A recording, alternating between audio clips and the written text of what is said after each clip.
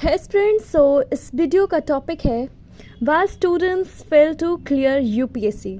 आई know आप लोग बहुत सारे प्रैक्टिस भी करते हो, बहुत सारे क्वेश्चंस पेपर सॉल्व करते हो, बहुत सारी बुक्स पढ़ते हो, बट फिर भी क्लियर नहीं हो पाता, राइट? तो कभी खुद से क्वेश्चन किया है कि आखिर हमने इतना पढ़ा, इतना बुक सॉल्व किए हैं, इतने क्वेश्चंस प्रीवियस ईयर लगाए हैं, तो फिर क्यों, मतलब ऐसी कौन सी कमी है जिसके कारण हम लोग यूपीएससी अचीव नहीं कर पाते, राइट? तो इस क्वेश्चन में इस वीडियो में हम लोग जितने मिस्टेक हैं जो हम लोग को अवॉइड करना चाहिए यूपीएससी प्रिपरेशन में, उसको देखेंगे, राइट? तो फर्स्ट है हमारा लैक ऑफ स्ट्रैटेजी।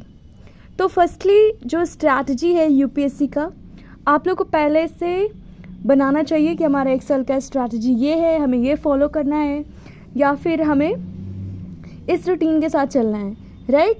तो टू मेनी स्टूडेंट जो होते हैं वो डायरेक्टली जंप कर लेते हैं स्टैंडर्ड बुक्स पे, जो कि बिल्कुल गलत है।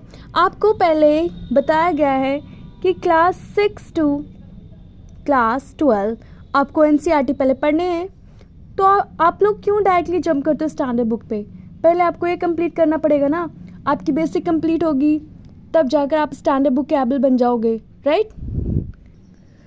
सो क्लियरिंग द आईएएस या UPSC exam require a proper plan including UPSC specific preparations for all the subjects, right?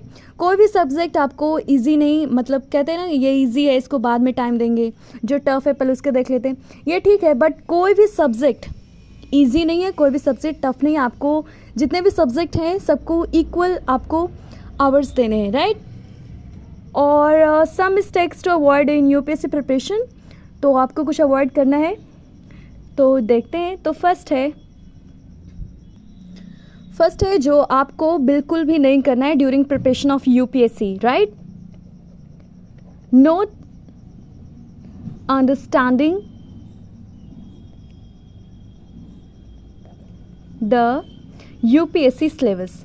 आप लोग क्या करते हो, सिलेबस पहले देखा ही नहीं, डायरेक्टली बुक स्टार्ट कर दो पढ़ने के लिए, बट ये गलत है। आप लोग को पहले यूपीएससी सिलेबस देखना है। एक बार में समझ में नहीं आया, 2 बार देखो, 3 बार देखो, but firstly you have to read UPSC syllabus completely, right? Next जो आपको नहीं करना वो है referring to many books. I know ये टफेस्ट एग्ज़ाम है, बट इसके कुछ रूल एंड रेगुलेशन है ना। ऐसा थोड़ी नहीं कि आप कोई भी बुक रैंडमली उठा लेकर पढ़ रहे हो और उससे हो जाएगा। जितना कहा गया है सिलेबस में, जितना जो एल्डर्स हैं, जो तुम्हारे टॉपर्स हैं, जिसने जितना कहा है उतना ही फॉलो करो। जो आपके गाइडर हैं, मेंटर हैं, जो कहते हैं उनकी बात फॉलो करना। बहुत सारी बुक पढ़ने की कोई ज़रूरत नहीं, जितना रिक्वायर है उतना ही पढ़ो। और घंटा जो कहते हो इतना घंटा पढ़ रहे हो, उतना घंटा पढ़ रहे हैं, फिर भी नहीं क्लियर हो पा रहा है, तो घंटा काउंट करने की ज़रूरत नहीं है। आप लोगों को ध्यान देना कि आप पढ़ रहे हो, कितना समझ में आ रहा है और कितना माइंड में कैप्चर हो रहा है, राइट? तो तीसरा है जो आपको बिल्कुल भी नहीं करना, वो है फोकसिंग मल्टीपल एग्जाम्स, राइट? तो ये भी आपको बिल्कुल भी नहीं करना है। नेक्स्ट है नोट कवरिंग सिलेबस। ये हमने पहले ही बता दिया कि आपको पहले सिलेबस को कवर करना है। आपको पहले जो है सिलेबस उठाकर पढ़ना है, 2-3 बार पढ़ना है ताकि अच्छे से समझ में आ जाए। उसके बाद आपको ज़्यादा बुक्स हाई फाई नहीं पढ़ना, जितना इसमें कहा गया है उतना ही पढ़ना है। और फोकसिंग मल्टीपल एग्जाम्स तो बिल्कुल भी नहीं करने हैं। और नोट कवरिंग सिलेबस, बिना सिलेबस कवर किए आप एग्ज़ाम में नहीं बैठ सकते हो, राइट? आपने सिलेबस कंप्लीट किया ही नहीं और फिर कहते हो कि क्लियर ही नहीं हुआ, तो आपको पहले सिलेबस पे ध्यान देना है, सिलेबस को कवर करना है। नेक्स्ट और 6 जो आप लोग मिस्टेक करते हो वो है नोट प्रॉपरली रीडिंग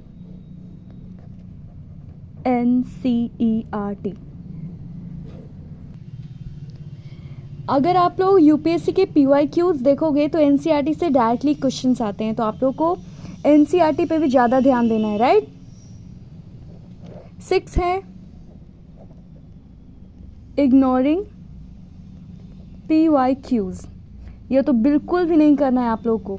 PYQs तो सॉल्व करने से आप लोग को आइडिया भी आएंगे और ये भी आइडिया रहेगा कि कैसे हमें आंसर राइटिंग करना चाहिए। 7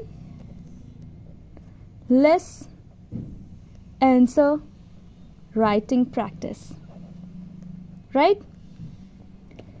8 जो आप लोग मिस्टेक करते हो, not practicing mock test. Mock test आपको हमेशा देना है, अपने आप को एनालाइज करना है, इंट्रोस्पेक्ट करना है कि आपकी प्रिपरेशन कैसी चल रही है। And now the next and last is 9 note giving equal importance to all topics। तो जितने भी टॉपिक्स हैं आपको सबको इक्वल अटेंशन से पढ़ना है और सबको टाइम देना है, राइट। और सबको मंथली वाइज या वीकली वाइज जैसे आपको लगे आप रिवाइज करते जाना। So these are all important topics जो आपको ध्यान में रखना है टू क्लियर UPSC एग्जामिनेशन, और इन लोगों को अवॉइड करना है। समझ में आया?